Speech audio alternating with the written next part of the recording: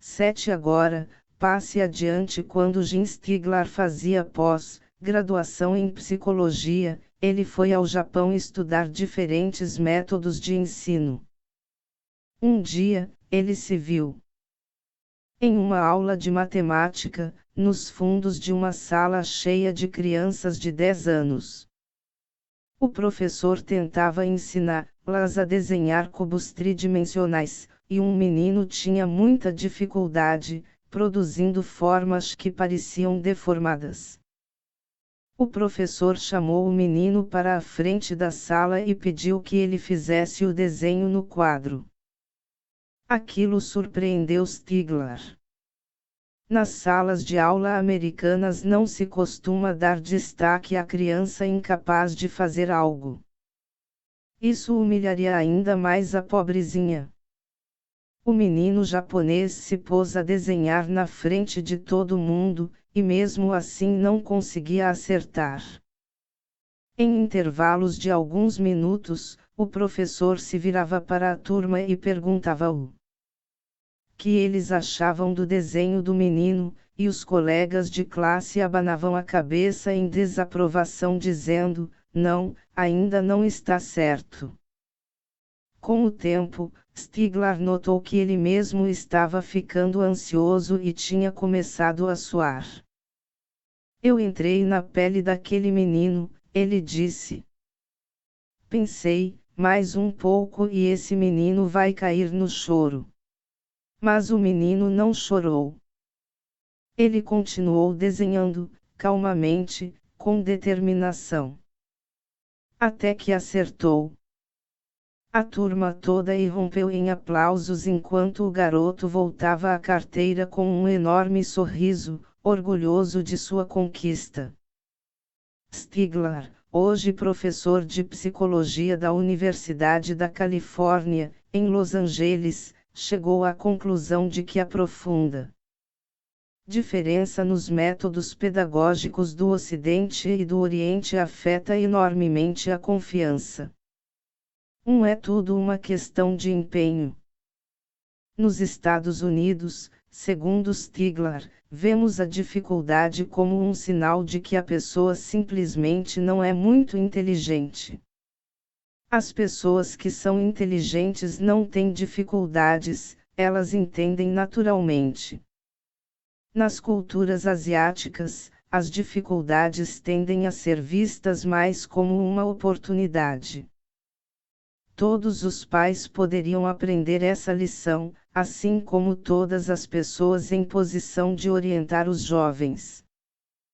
Ao escrever este livro, passamos a acreditar que a confiança é uma das qualidades mais importantes que podemos incutir nas crianças e nos jovens. E não estamos falando de reciclar aquela técnica desgastada e clichê, na qual os pais dizem aos filhos que eles podem ser o que quiserem e até tentam convencê-los disso. Parece ótimo. As crianças e os jovens, no entanto, só ouvem uma afirmação vazia. Eles são criaturas famintas de provas tangíveis. Já a confiança lhes dá algo completamente diferente, a crença em sua capacidade de fazer acontecer, de arriscar o fracasso e ao mesmo tempo manter um senso de equilíbrio e serenidade interior. A confiança coloca importantes ferramentas nas mãos deles, em vez de meras promessas vazias. Não é uma garantia de sucesso, mas, ainda mais importante, a confiança expande os limites autoimpostos. É o que queremos para Félix, Maia, Jude, Papi, Hugo e Della. E é uma possibilidade, uma vantagem, que todos os pais, independentemente de religião, cultura ou situação econômica, podem dar aos filhos. Elogie o progresso, não a perfeição. No Japão, Stiglar descobriu que a dificuldade com os obstáculos e a superação deles se transformam na chance de provar que você é capaz de ter sucesso. Os professores japoneses costumam atribuir às crianças tarefas cada vez mais difíceis para lhes dar a chance de enfrentar desafios um pouco fora do alcance delas. Então, quando elas dominam o material, o professor mostra como elas foram capazes de realizar algo que achavam que não conseguiriam, por meio do trabalho e do empenho feroz. 2. Ensinar uma criança a aceitar e até receber de braços abertos as dificuldades, em vez de se esquivar delas, é um passo crucial para incutir a confiança. Você mostra à criança que ela consegue progredir sem ser perfeita. Já mencionamos a reação de oposição ao movimento da autoestima. Os psicólogos se preocupam com a possibilidade de que nós ainda não tenhamos aprendido a lição e que ainda não deixamos nossas crianças enfrentarem dificuldades suficientes. Eles temem que estejamos criando uma geração de narcisistas, jovens que aprendem que não erram e que, portanto, não veem qualquer necessidade de melhorar. Jean Twenge, professora de psicologia da Universidade Estadual de San Diego, adverte contra os jovens da geração Y criados por pais ansiosos que recompensam tudo o que os filhos fazem com aquela irritante e onipresente frase "bom trabalho". 3. Essas crianças e jovens, diz Twenge, querem chamar a atenção, valorizam desproporcionalmente aparência e status e podem até ter dificuldade de desenvolver relacionamentos fortes. Você pode reconhecer alguns deles. São as crianças que jogaram em times de futebol nos quais todo mundo era um vencedor e ninguém jamais perdia. Eles foram a geração que ganhou troféus só por comparecer aos jogos de basquete. As crianças cujos pais, coruja da geração dos baby boomers, que passavam muito tempo no trabalho e viviam cheios de culpa, acreditavam que dizer aos filhos que eles eram perfeitos era o melhor antídoto para a disciplina mais severa que eles mesmos receberam. Além disso, flexibilizar as regras e reduzir as expectativas para os filhos parecia compensar todas as horas extras que eles passavam no escritório. No entanto, quando dizemos a nossos filhos que eles são perfeitos, os incentivamos a evitar as dificuldades. E como é que essas crianças vão ser capazes de lidar com o fracasso quando crescerem se nunca tiveram a chance de perder no time da escolinha? O ciclo de perder, lidar com a perda, levantar, sacudir a poeira e tentar novamente é um componente essencial na hora de dominar algo, para não mencionar a questão da confiança. Isso não significa que todo elogio seja ruim. A psicóloga Nansou Park diz que os pais devem simplesmente fazer com que o elogio seja específico a uma tarefa e o mais preciso possível, especialmente com as crianças menores. Por exemplo, imagine pedir ajuda a seu filho de 4 anos para pôr a mesa. Quando ele segue à risca suas instruções de distribuir as colheres, Park sugere que dizer você é o melhor filho do mundo é genérico demais. Você precisa ajudar os filhos a reconhecer o que eles fizeram de certo, explicar Park. Então, é mais interessante dizer algo como, gostei do jeito como você colocou as colheres na mesa. E, se ele misturar as colheres com os garfos e as facas, quem se importa? O importante é que ele tentou.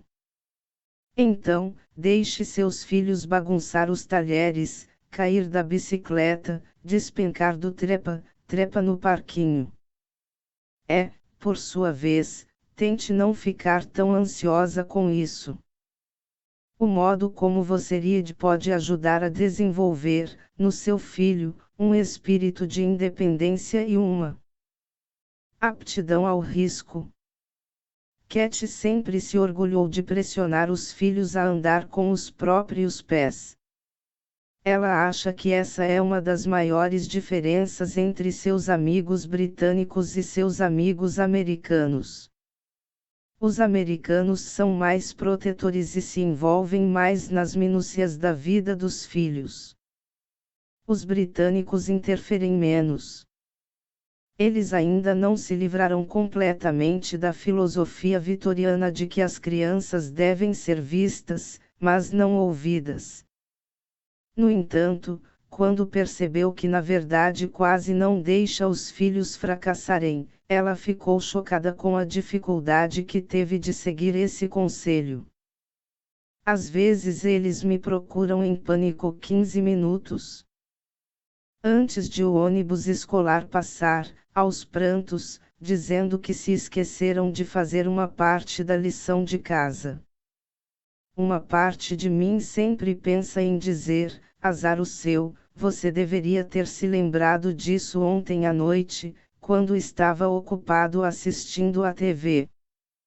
Mas eu inevitavelmente me abalo com a infelicidade e as lágrimas deles, saio correndo atrás de um lápis e os ajudo a fazer a lição de casa a tempo.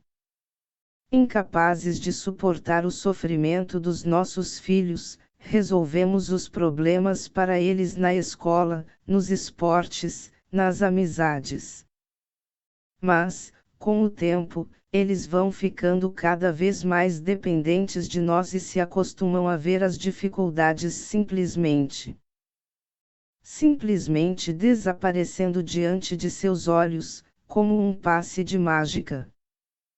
Como fritar um ovo não importa se foi por causa de excesso de direitos ou de excesso de proteção, mas muitos pais não ensinaram os filhos a lidar muito bem com as dificuldades básicas da vida. Jane Vulvan, fundadora da Dermalógica, é de uma franqueza revigorante quando conta como mimou seus 2 filhos, admitindo que teme ter lhes prestado um desserviço. No entanto, nunca é tarde demais para influenciar a educação dos filhos, e ela se saiu com uma solução simples: começar pequeno. Não precisa ser aprender a dançar balé ou falar chinês, pode ser alguma coisa muito menor que isso, ela explica. Meus filhos frequentaram as melhores escolas particulares, mas não aprenderam a engraxar os próprios sapatos. Eu falhei em não os ensinar que eles mesmos são capazes de fazer coisas básicas. Deveríamos montar uma lista de 20 coisinhas que nossos filhos precisam ser capazes de fazer para enfrentar a vida. Veja alguns itens da lista de Jane. Você vai ver que não será difícil criar a sua. Ligar para um amigo em vez de mandar uma mensagem de texto, lavar as próprias roupas, pegar o ônibus, fritar um ovo, costurar uma bainha, trocar um botão, confrontar um amigo em vez de postar comentários no Facebook. Divirta-se com a experiência. Transforme-a num jogo, se necessário, mas não atribua prêmios. Ensine os seus filhos um ovo, um botão e uma bainha por vez que eles são capazes de dominar as habilidades básicas na vida. Seu verdadeiro desafio será, quando eles tirarem 0 na prova, queimarem o jantar ou perderem o ônibus, não corra para consertar o problema nem fique com raiva. Dominar habilidades requer a capacidade de tolerar a frustração, e, se você interferir rápido demais, oferecendo ajuda ou ficando nervosa, seu filho não vai conseguir desenvolver essa tolerância. Respire fundo e deixe que eles encontrem uma saída para a situação. Deixe que eles fracassem. Não leve para o lado pessoal. Na Irlanda, o Departamento de Saúde e da Infância recentemente tentou mensurar quanto os pais afetam o bem-estar mental dos filhos. Eles descreverão a saúde mental positiva em termos de ser confiante de quem você é e ser capaz de enfrentar as situações e lidar com elas, dois atributos cruciais para desenvolver a confiança. 4. Eles perguntaram a jovens e crianças do país inteiro o que, para eles, mais prejudicava sua saúde mental. Alguns itens da lista de mágoas incluíram pessoas criticando sua aparência, a pressão da escola e das provas e a dinâmica familiar.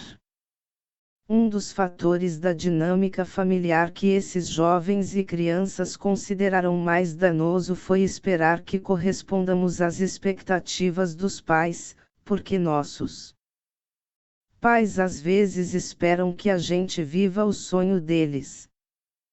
Enquanto incentivamos nossos filhos a tentar coisas novas e a correr mais riscos, devemos manter em mente que eles estão fazendo isso por eles mesmos, não por nós.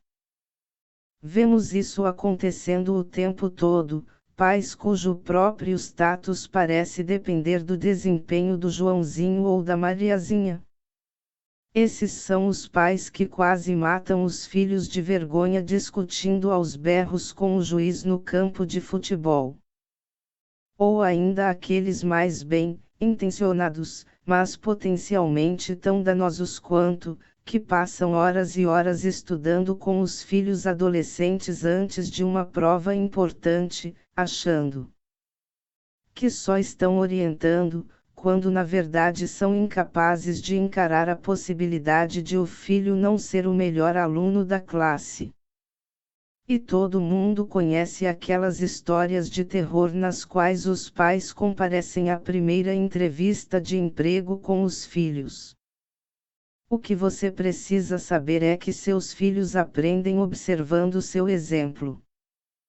Quando seus filhos a veem enfrentando uma dificuldade e levando-a melhor ou simplesmente trabalhando duro, eles automaticamente absorvem a lição. Tanya Cook, nossa talentosa amiga advogada, acha que essa é uma das razões pelas quais muitas mulheres negras têm o hábito de confiar. Confiar em si mesmas, hábito esse cultivado pela mãe. As negras da minha geração cresceram acostumadas a se virar, diz ela. Não tivemos outra escolha. A maioria de nós cresceu com uma mãe que trabalhava fora. Não consigo pensar numa única amiga negra cuja mãe não trabalhava fora. Então, nosso modelo era forte, a gente faz o que é preciso para ajudar a sustentar a família economicamente. A gente não questiona a necessidade de dar a cara à tapa e liderar, se for preciso. Mas isso, é claro, não significa que não seja difícil quando estamos lá, encarando os desafios. Criando filhas confiantes. A maioria das lições que aprendemos sobre o desenvolvimento da confiança se aplica tanto a meninos quanto a meninas, mas algumas se aplicam especificamente a elas. Quando se trata de incutir confiança, criar as meninas para serem mais assertivas e mais independentes requer um esforço consciente e anda lado a lado com a tarefa de incentivá-las a não serem tão boazinhas. O problema começa de um jeito bem inocente. Que adulto, pai ou professor estressado não gosta de uma criança prestativa, tranquila e em geral bem comportada? Vamos encarar. É simplesmente mais fácil lidar com as crianças boazinhas. Não que estejamos conscientemente promovendo a ideia de que as meninas deveriam ser boazinhas, é só que elas têm mais facilidade em ser boazinhas quando são pequenas.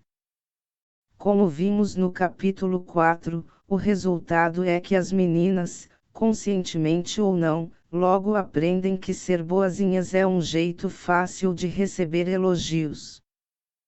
Em pouco tempo, isso cria um ciclo de recompensa difícil de romper, e o resultado é que nós inconscientemente treinamos nossas filhas a ficar quietinhas e a não exigir quase nada. Quando nosso foco passa para a confiança, esses hábitos já estão enraizados. Não estamos sugerindo que deveríamos cultivar a beligerância nas nossas filhas, mas esse constante ciclo de pressão e recompensa pelo bom comportamento não as ajuda a se sentir confiantes no futuro, no mundo competitivo do trabalho. O instinto que permite que muitos meninos ignorem pais irritantes, cheguem mais tarde que o horário combinado e se recusem a tomar banho é o mesmo que na idade adulta os desensibiliza do medo de se indispor com o chefe ao pedir aumentos e promoções. Eles se preocupam menos em se indispor com os superiores, porque, ao contrário de suas irmãs, não foram treinados para andar na linha, e o cérebro deles não está configurado para ser tão sensível a críticas. Quando se vive estressado e no limite, vamos admitir, ter uma filha boazinha pode facilitar muito a vida. No entanto, se quisermos que elas tenham confiança para resistir ao sistema e se defender no futuro, precisamos incentivá-las a ser um pouquinho difíceis. É um processo de 2 etapas. Primeiro, não critique demais o mau comportamento. Quando sua preciosa garotinha a interromper, gritar, tiver um ataque de raiva ou rasgar o vestido novo, controle seu instinto de repreendê-la. Especialmente, controle seu instinto de dizer que ela não é assim e de alguma forma não está sendo a menininha exemplar que deveria ser. Frases como Maria, que decepção. Essa menina que causa confusão não ajuda é desbocada não é a menina que eu conheço precisam ser descartadas. Em segundo lugar, não elogie demais o bom comportamento. Pode parecer uma recomendação contraditória, quase equivocada, mas é só o outro lado da moeda de tentar desenraizar das nossas filhas o hábito de achar que elas precisam ser sempre as garotas ideais. Porque recompensar constantemente a sua filha por ajudar, ficar quietinha ou estar sempre arrumada é uma maneira de treiná-las a ser psicologicamente dependentes de serem boazinhas e dos elogios que esse comportamento gera. Lembre que você não tem como saber como será esse comportamento no futuro. Veja o exemplo de Michelle Lee, ex-administradora do Sistema de Ensino de Washington, D.C., uma mulher que tentou reformar sozinha um dos piores distritos escolares do país. Ela lutou contra os sindicatos e se indispôs com pais sem nunca parecer se importar.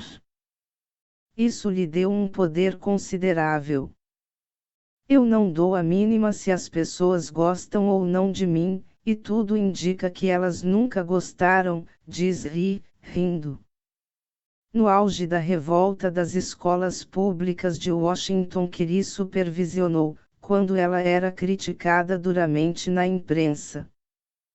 Dia após dia, sua mãe foi passar um tempo com ela.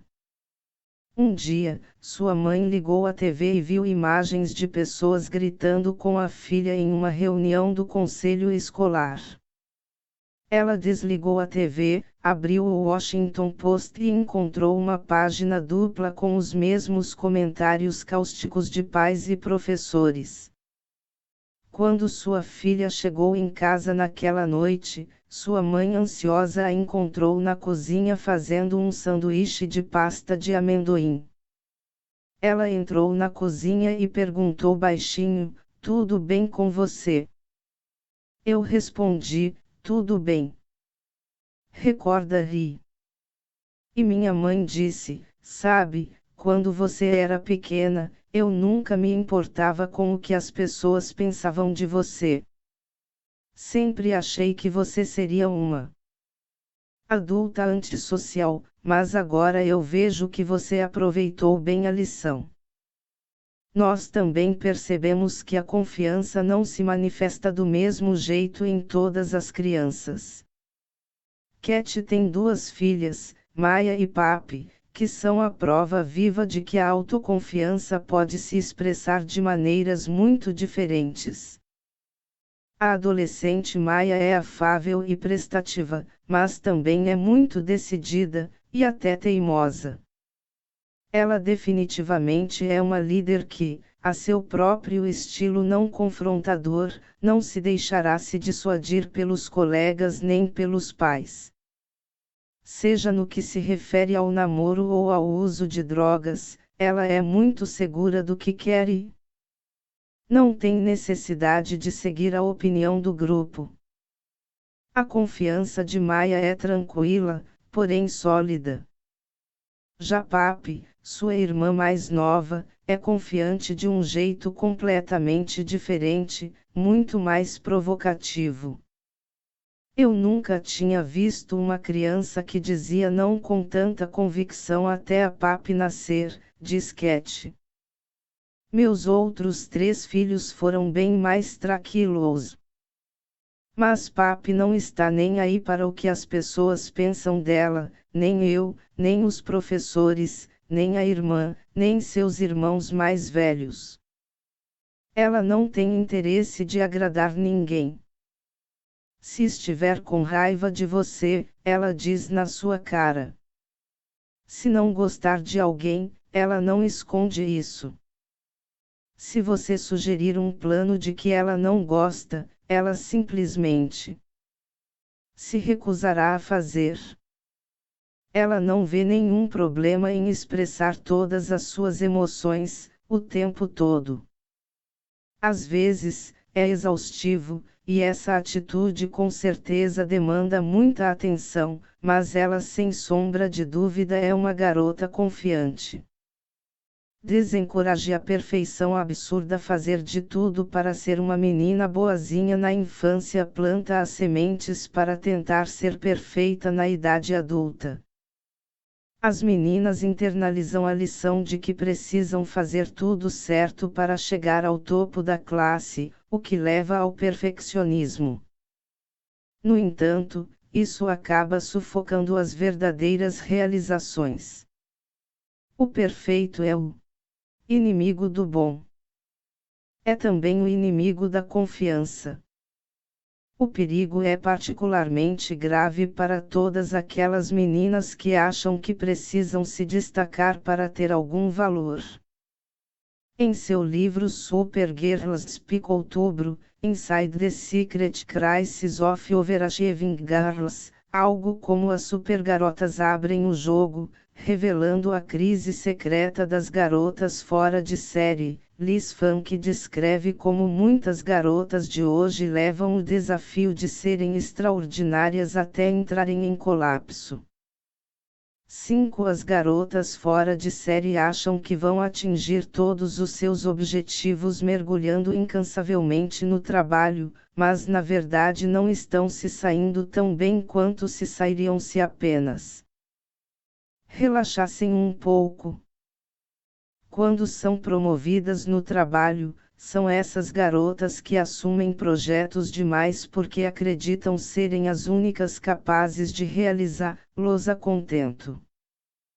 Elas são tão focadas em realizar à perfeição as tarefas do dia a dia que ficam debruçadas no trabalho, incapazes de enxergar o quadro geral.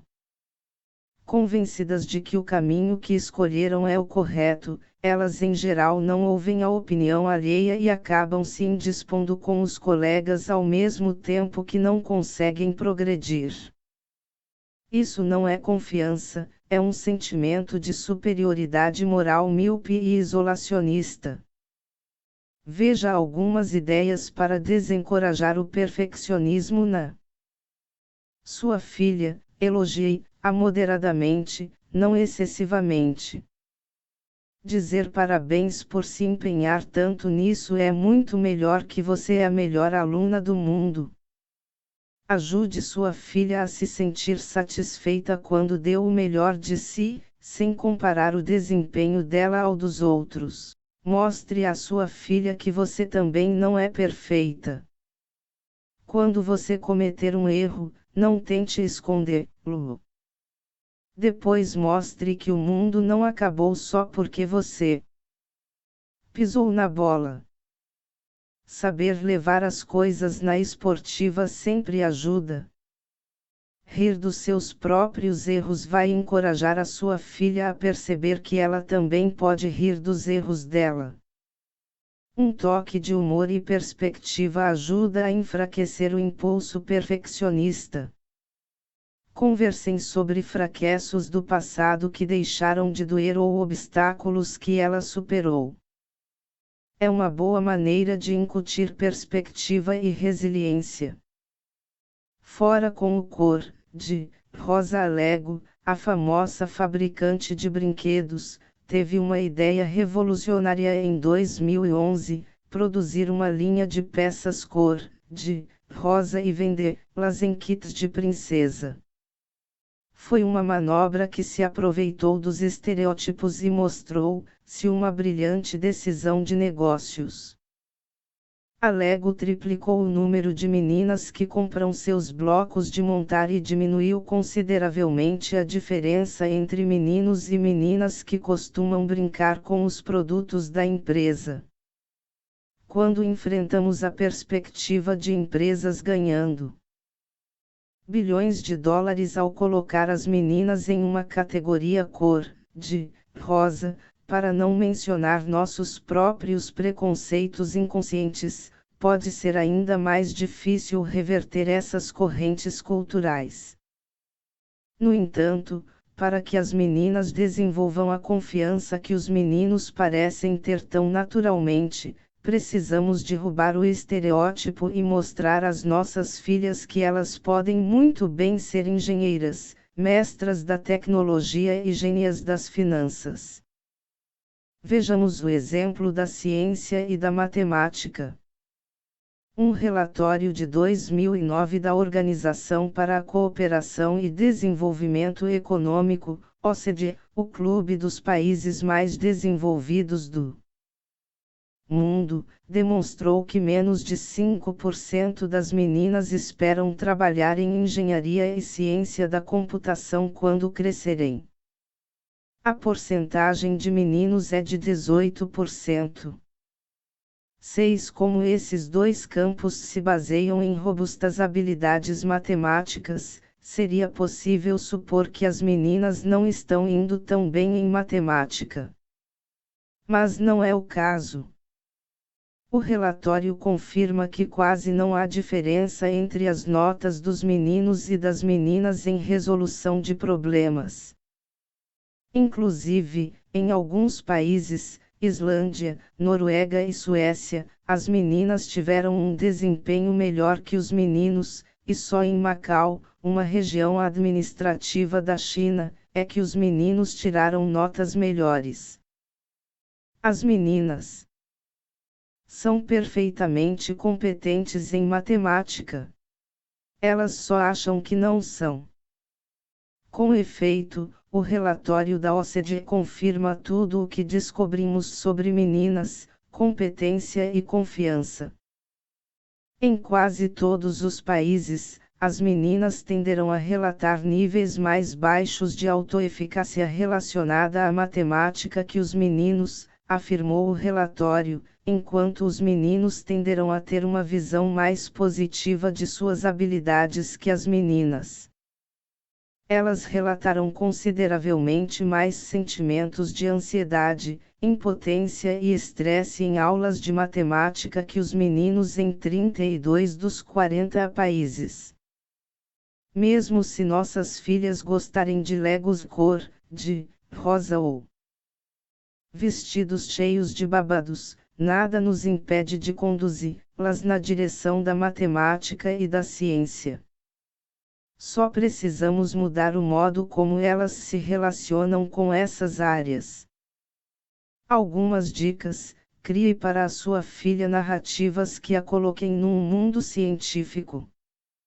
O clima, as mudanças climáticas, a comida, nossos meios de transporte, doenças e alergias, o computador que ela usa para acessar o Facebook, são todas áreas científicas que podem estimular a curiosidade dela.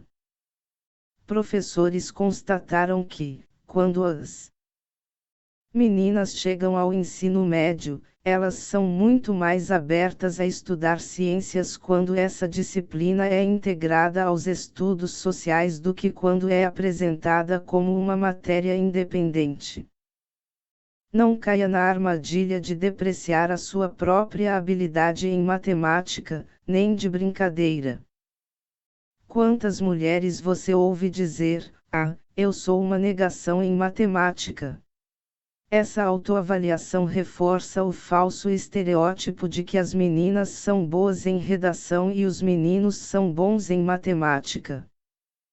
Pelo contrário, vá mostrando como a matemática pode ser útil e legal, em doses homeopáticas. Você é o melhor exemplo que ela pode ter. E deixe suas filhas se envolverem em brincadeiras mais brutas, mesmo quando isso não pareça natural para elas. Praticar esportes é um jeito importantíssimo de as meninas aprenderem a competir abertamente. Karen Kelsey, que administra um dos maiores programas de futebol para garotas em Washington, D.C., está convencida de que a prática de esportes proporciona uma formação essencial, não para ganhar uma bolsa de estudos jogando basquete na faculdade ou para competir nas Olimpíadas, mas para o mundo real. Poucas coisas refletem tanto a vida como os esportes, diz ela. As garotas não têm muitas outras oportunidades de trabalhar em equipe, de vencer, perder, aprender a lidar com as derrotas e se ajudar a encarar o fracasso. Ela incentiva as meninas de sua liga de futebol a dominar habilidades em vez de acumular vitórias rápidas e, apesar de por vezes isso frustrar os pais mais competitivos, Kelsey acredita que é saudável perder. Além disso, ela diz que ajudar as garotas a desenvolver sólidas habilidades no decorrer de um período mais longo lhes dá uma confiança mais duradoura.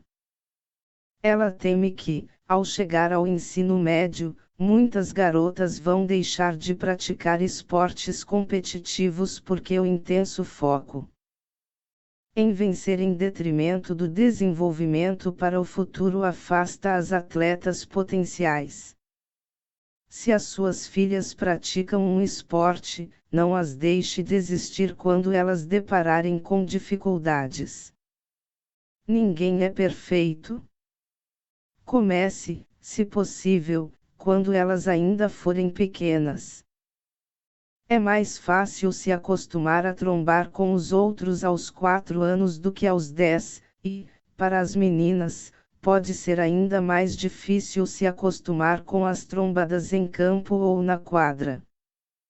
Mesmo se sua filha não gostar da ideia de participar do mundo mais violento do futebol ou do basquete, pense em atividades como natação, karatê ou corrida. A filha de uma amiga nossa não gosta de esportes em equipe, mas começou a praticar squash aos 12 anos e está adorando. Deixe-a se destacar e falhar em alguma outra coisa fora os deveres de casa ou as provas. E é fundamental expor as meninas a modelos exemplares em todas essas áreas, seja na ciência, nos negócios, na política, nas artes ou em esportes competitivos.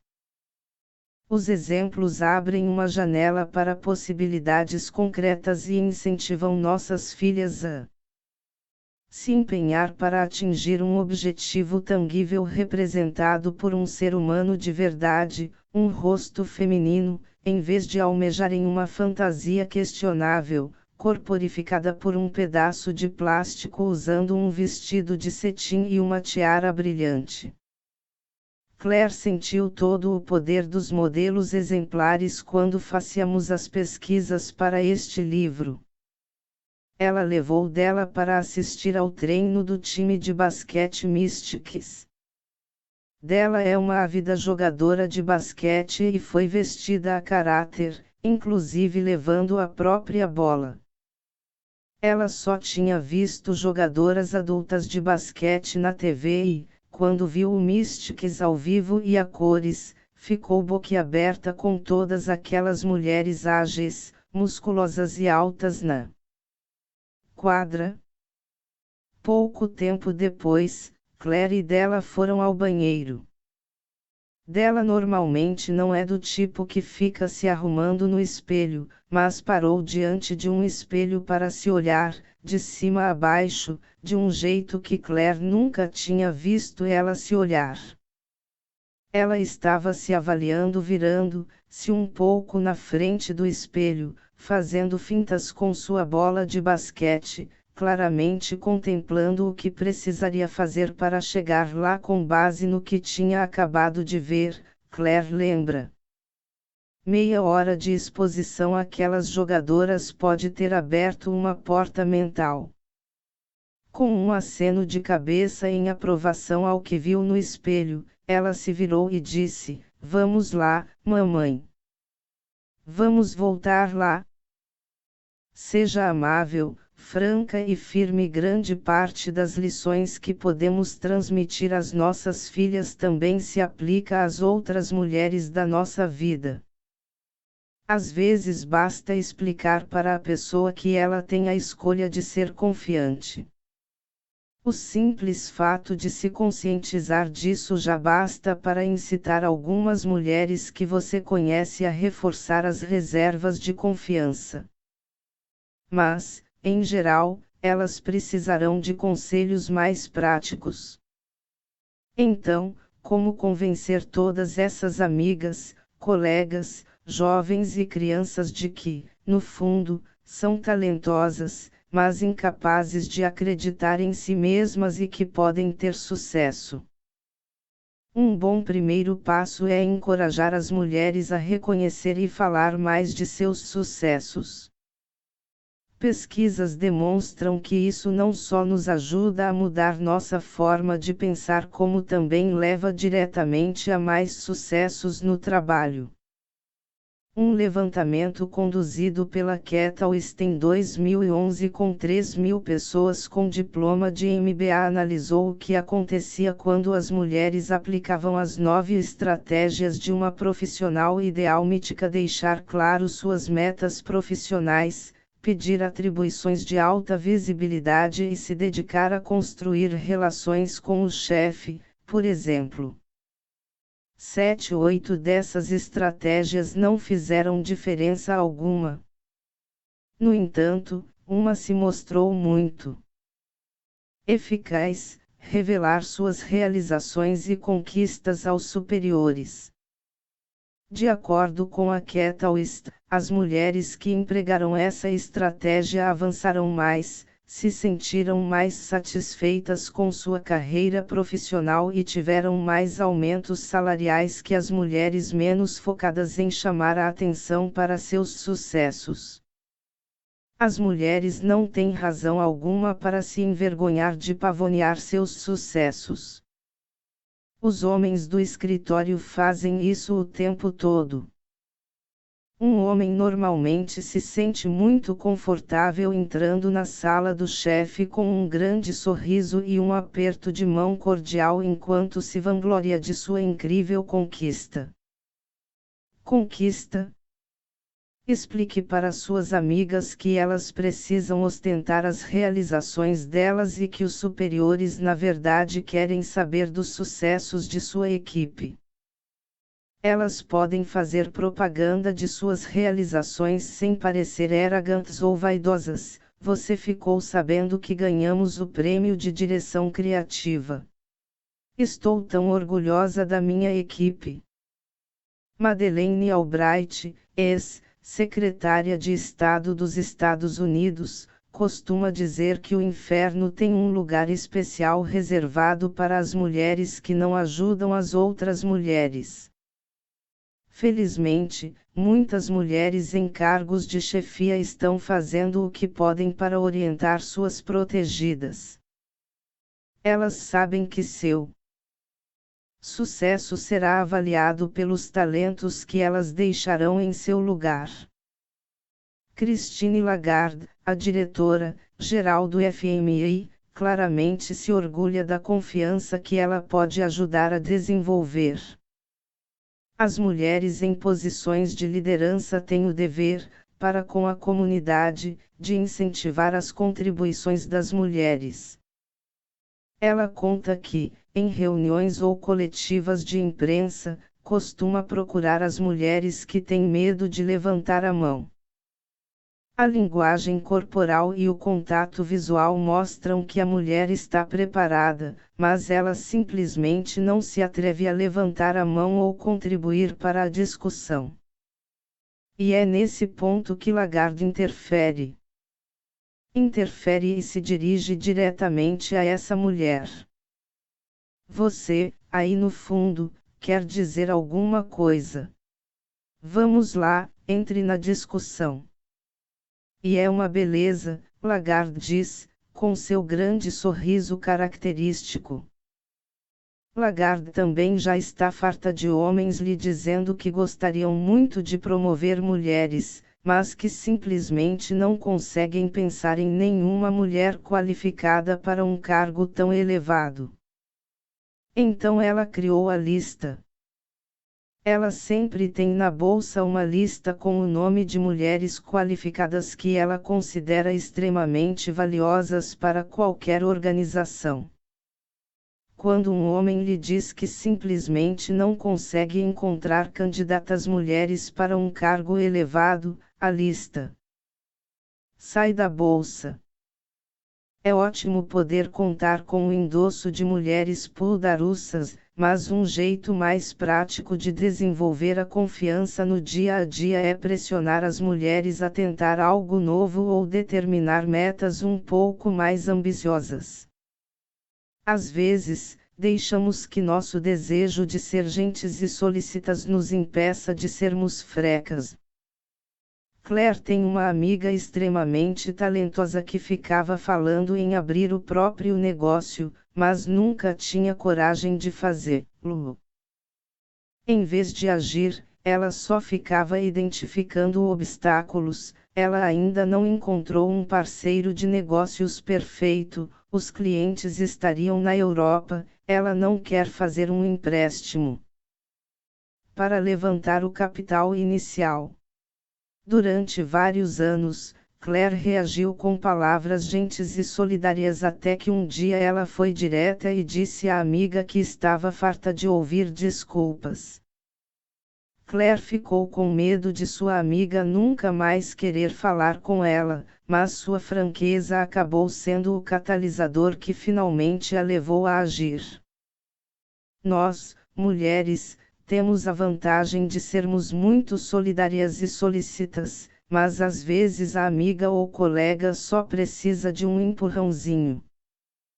Quando uma amiga está para baixo ou deu de cara com um beco sem saída, nossa primeira reação é expressar simpatia.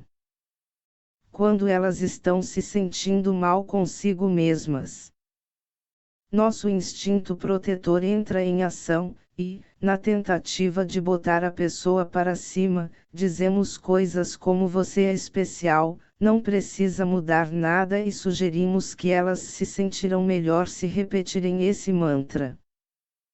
Patty Sellers tem algumas excelentes amigas.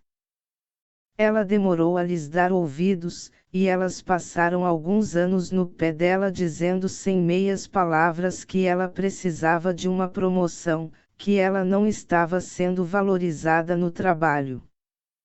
Ela tinha 25 anos de casa na revista Fortune.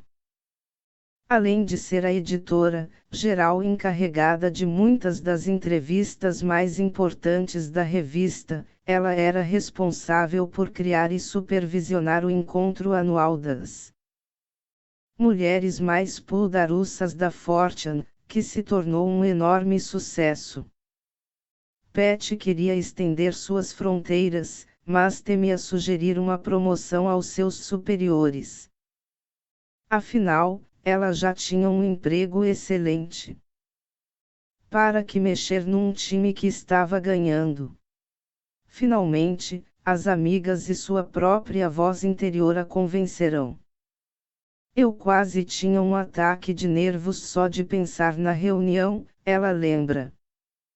Você já deve ter adivinhado como essa história terminou.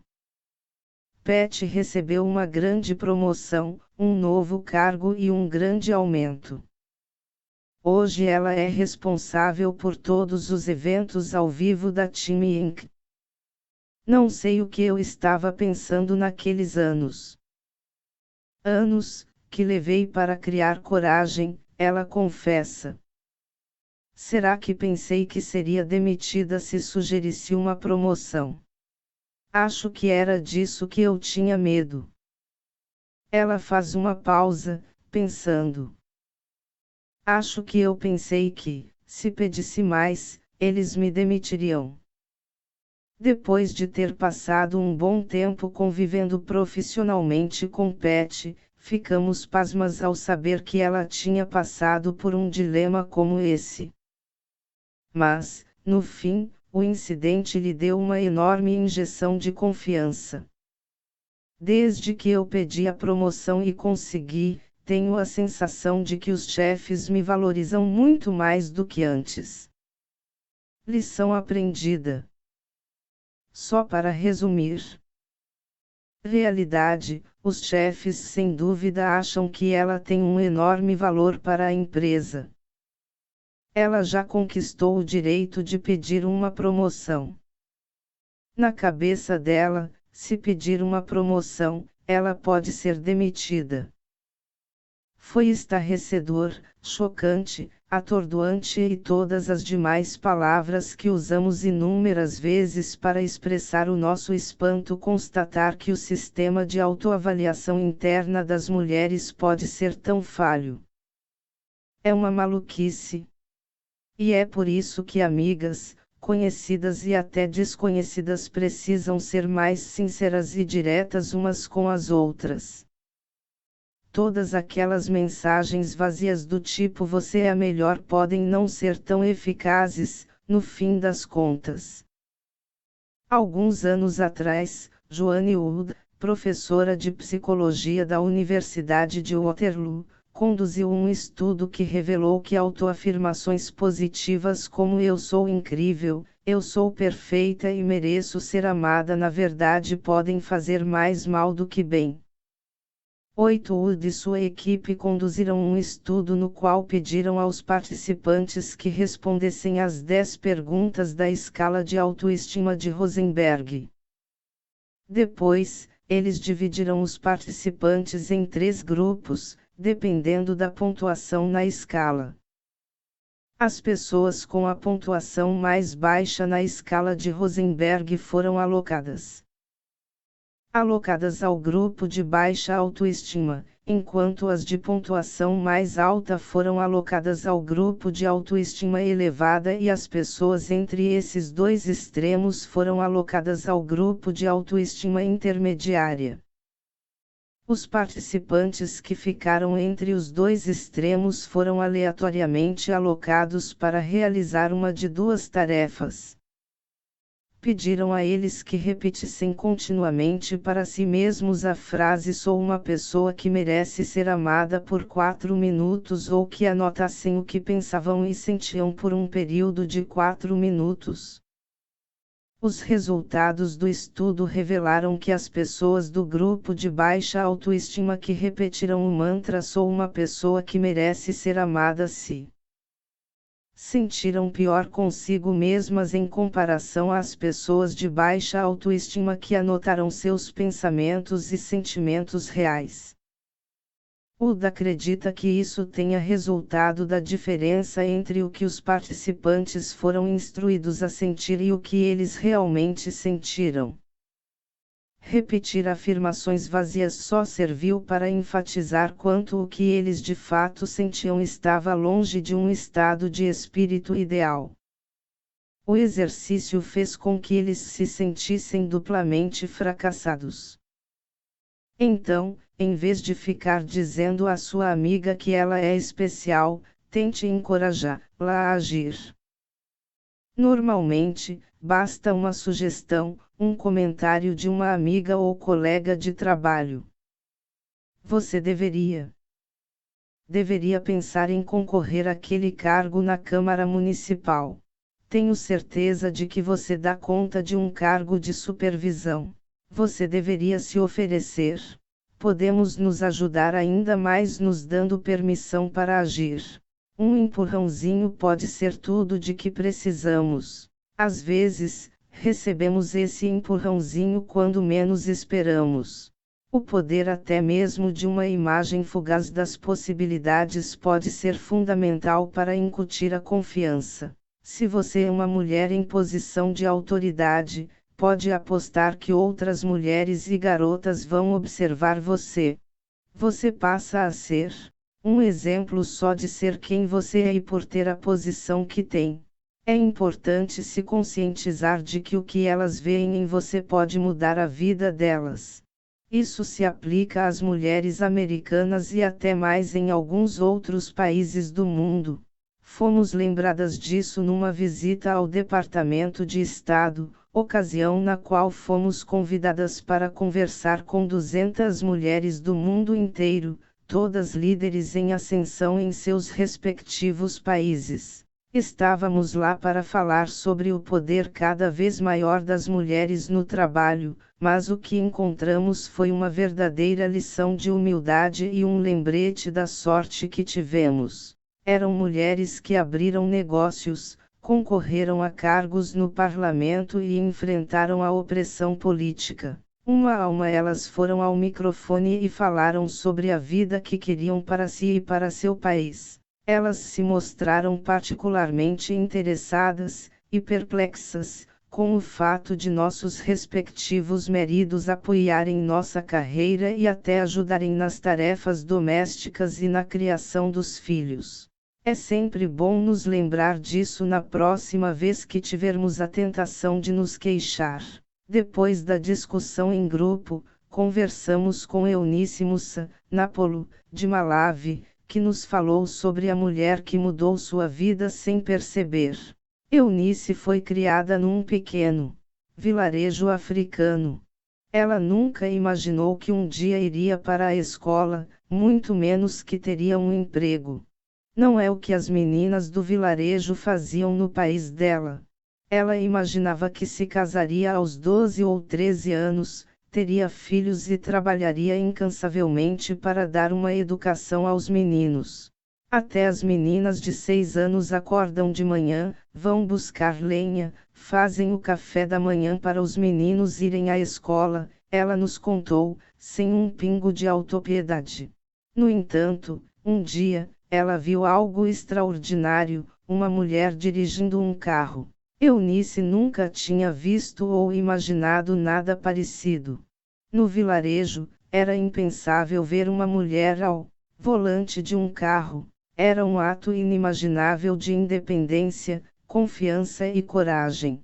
Eunice sempre foi uma menina arrojada e se aproximou daquela mulher misteriosa para puxar papo. Se ela tinha se inspirado só de ver aquela mulher ao volante, o que ouviu em seguida foi pura e simplesmente revolucionário. A mulher era gerente de banco numa cidade distante. Eunice ficou boquiaberta e aceitou o conselho da mulher. O único jeito de fazer o que eu faço, disse a gerente de banco, é pela educação. Então Eunice implorou a seu pai e o importunou, até que ele finalmente cedeu e deixou que ela frequentasse a escola com os meninos. Ela teve uma visão, mesmo que fugaz, do que poderia alcançar, mas essa visão ficou com ela. No começo, Eunice seguiu à risca a trajetória de sua fonte de inspiração, tornando-se uma gerente de banco. Mas isso não bastou para essa jovem ambiciosa e cada vez mais confiante. Acho que me compadeci da difícil situação das meninas e me encarreguei da missão de defendê-las, ela nos disse. Eunice decidiu correr um grande risco, concorrer a um cargo no parlamento. Depois de uma campanha brutal contra 9 adversários homens e sem qualquer conexão política, ela conseguiu o impensável. Ela venceu.